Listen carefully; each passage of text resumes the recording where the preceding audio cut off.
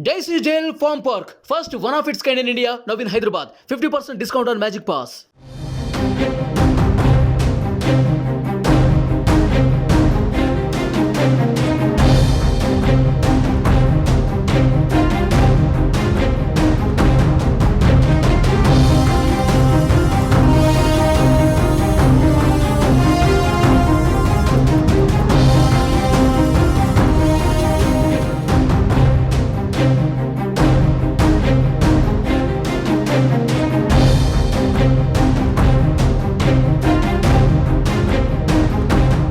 పిఠాపురంలో జనసేన అధినేత పవన్ కళ్యాణ్ విస్తృతంగా ప్రచారం చేస్తున్నారు. ఎన్నికల్లో గెలిచి అసెంబ్లీలో అడుగు పెట్టడమే లక్ష్యంగా అడుగులు వేస్తున్నారు.